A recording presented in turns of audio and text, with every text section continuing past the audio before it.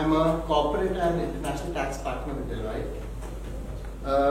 So let's quickly get into this budget discussion. If you recollect, around a fortnight back, Commerce and Industry Minister had actually said that there should be a lot of expectations or budget socks for startups. And it's quite interesting to see whether that has happened or not. So let's check. Begin with direct taxes. On the direct taxes, I would say it's kind of a mixed bag. Some hits, some misses.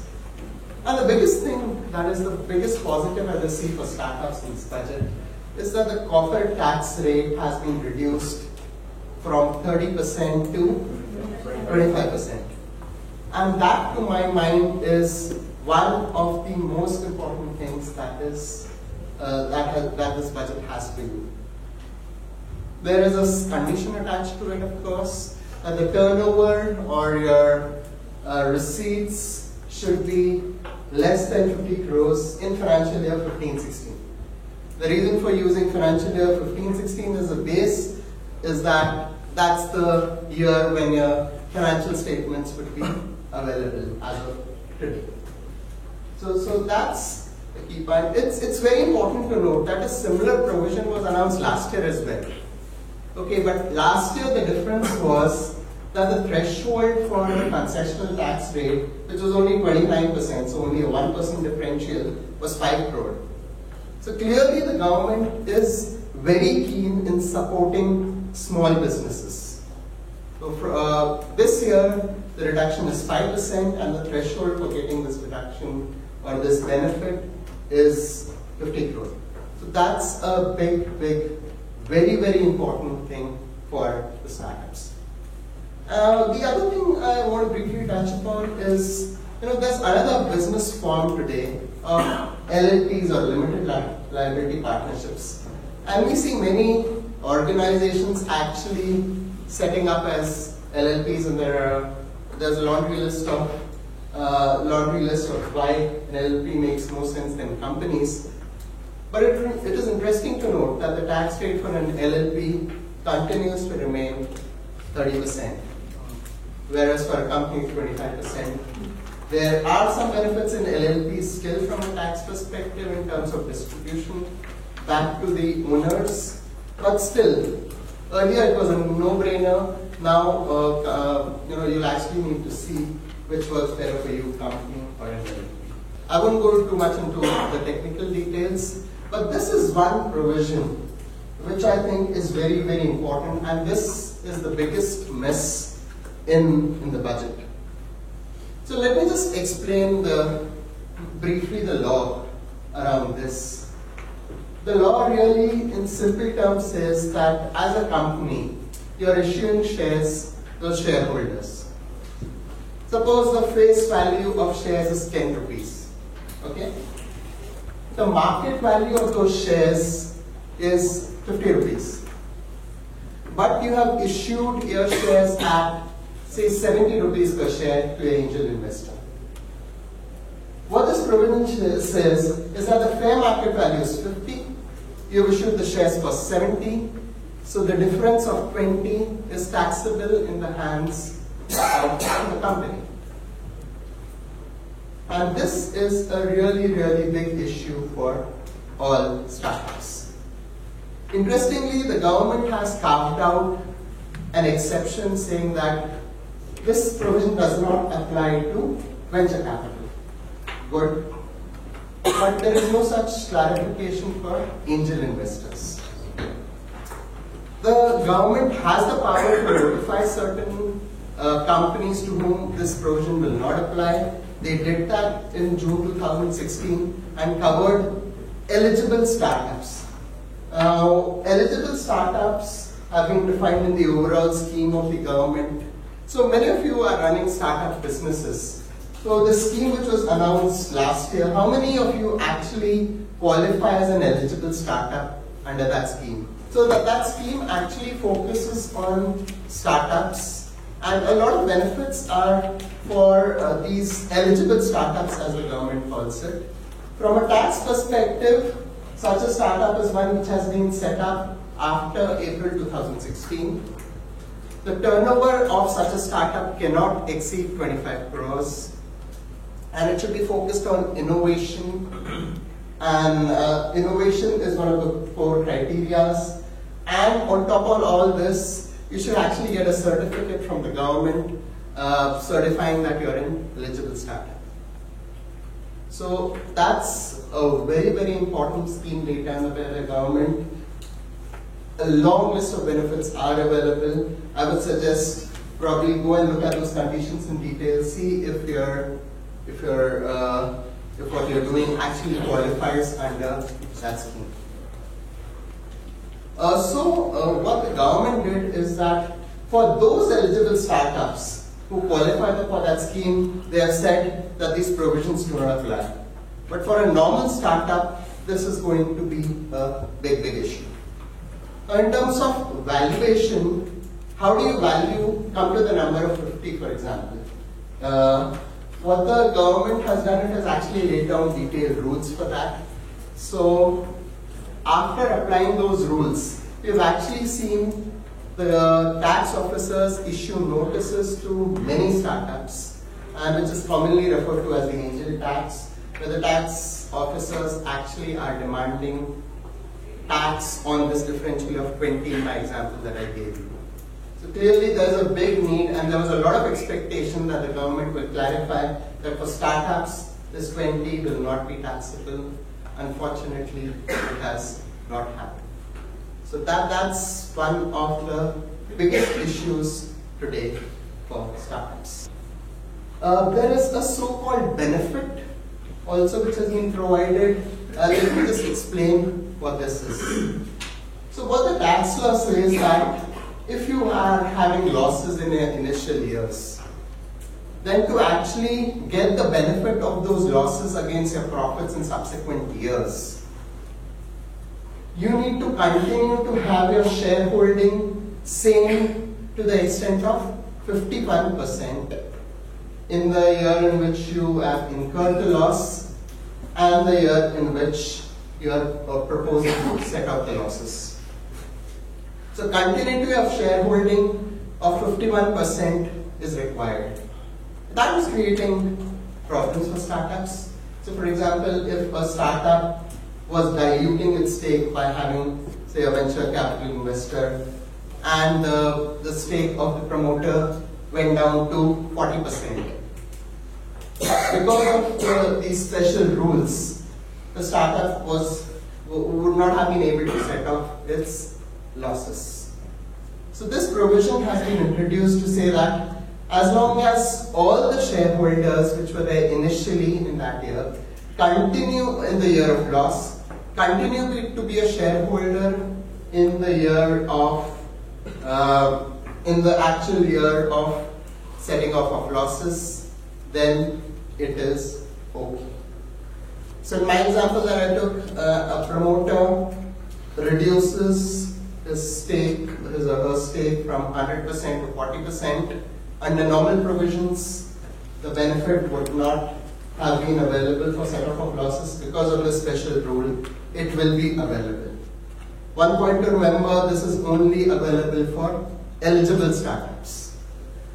Okay, as I clarified earlier, so eligible startups is the key. Though the way the law has been drafted, it could actually work against you as well in certain circumstances. That's as I said, it's not really a benefit depending on your circumstances. So for example, if I talked about diluting your stake, what I meant was you have 100 shares, some other investor comes and buys 1,000 shares. That is what I call as a dilution of stake. The other scenario is when you have 100 shares and sell off 30 shares to an angel investor or a venture capital fund and actually get money yourself. In that scenario, this benefit is not available. Even if you sell one single share to someone else, all the shareholders will not continue to hold the shares. The other scenario could be you have 5 people who have come together to run a startup, things don't work out, one person walks away. Only 4 are left. The person who walks away sells his shares back to the other 4. You will not be able to get them, provided you are an eligible startup. So to my mind, this special rule should ideally be made optional for startups. I'll now request my colleague Vishal to just talk about some of a couple of other aspects which are relevant for startups. Let's look at this quickly. Industry's demand met. That's what you're seeing on the screen. As of today, startups have a tax holiday of 3 years out of 5, 100% tax exemption on profits for 3 consecutive years, and the choice to choose make a choice of which 3 years out of 5, but all those 3 years have to be consecutive. And those 5 years, out of which you make the choice, start from year 1 of the incorporation. That's the way it is today. Industry demanded that this 5 should be increased to 7. So let's say 3 out of 5 now becomes 3 out of 7. And the whole point was startups probably start making profits in the later years. And it's probably difficult to make profits in the first 5. So they wanted an extension of 2 more years. So 3 out of 5 has now become 3 out of 7. We have already spoken about what is an eligible startup. Quickly, an eligible startup is a company which is incorporated between April 16 and April 19, is in the business or is, let's say, does a lot of innovation, deploys new products, product innovation, has a turnover of less than 25 crores, and is able to get a certificate that it's an eligible startup from the central government. This is quite interesting. Transfer of unquoted shares. Lot of anti-abuse provisions in the Income Tax Act. Wherever the government has believed that there is going to be an understatement of the sale consideration, they have put in provisions of anti-abuse to ensure that the sale consideration is not understated. Very simplistically, let me give you an example. Immovable property. If the value of transaction of the immovable property is lesser than the stamp duty valuation, then there is a suspicion that this value or this transaction value has been understated.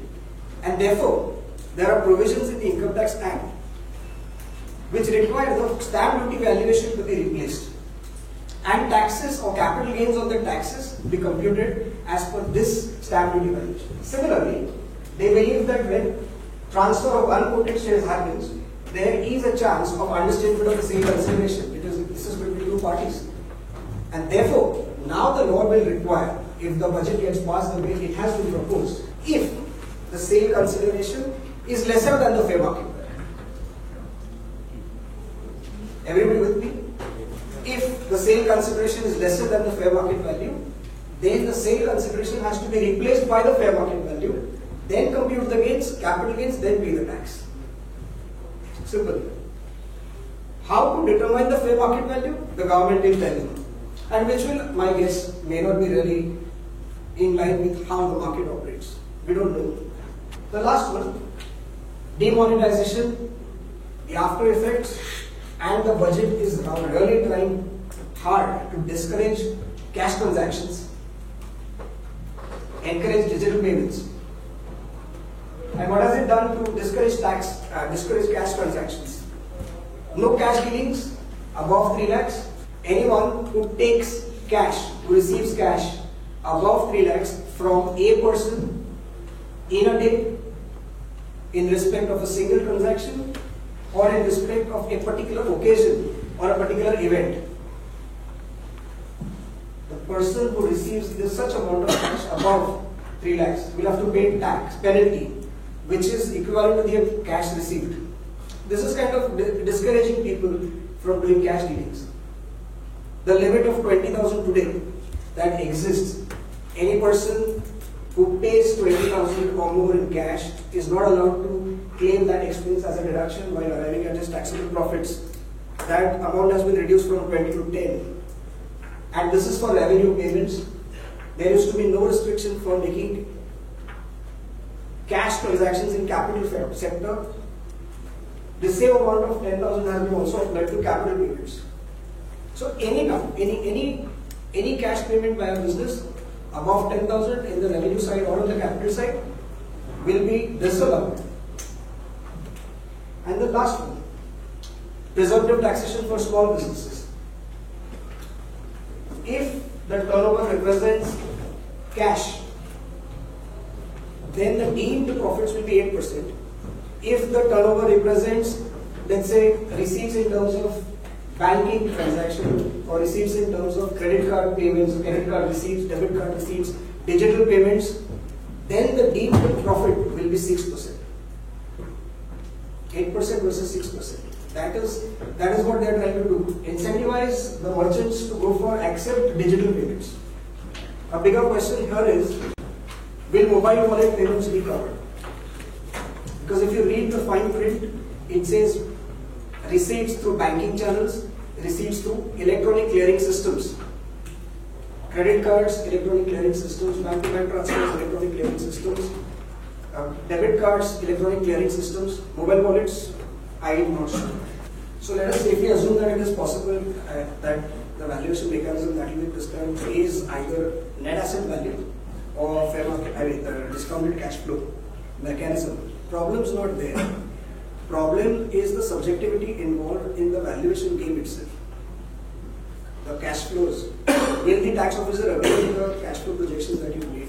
Will the tax officer agree with the discounting factor that you have used for the valuation? Valuation itself is a subjective exercise. On top of that, you are in cross purposes probably the tax officer and the taxpayer. And in this scenario, I don't know, this will lead to a lot of, I don't want to say litigation, but a lot of dispute. Right. Net asset value is not a problem. Everybody agrees on the net asset value. The problem with net asset value is that the fair market value should not be equated to net asset value. Who transacts at net asset value? Right. Everybody transacts in a startup world, everybody transacts at potential. Valuation of the potential. Nobody transacts at valuation of the balance sheet. Is that valuation game coming into this, or we cannot? So they say fair market value will be prescribed. I mean, the mechanism will be prescribed. So what he's trying to say is that it will either be net asset value or DCF. But not in case of startup, because it's a valuation game in terms of startup. So you cannot compare getting PCB or into this. So that's the point. So it's going to hurt the startups a lot more than it would hurt a settled or an established business. Because for an established business, probably we can argue on how the cash flow is going to be.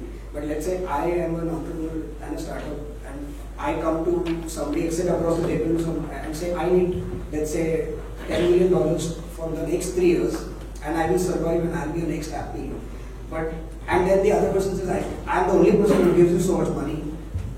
Okay, there's somebody else who's giving you money, I know that.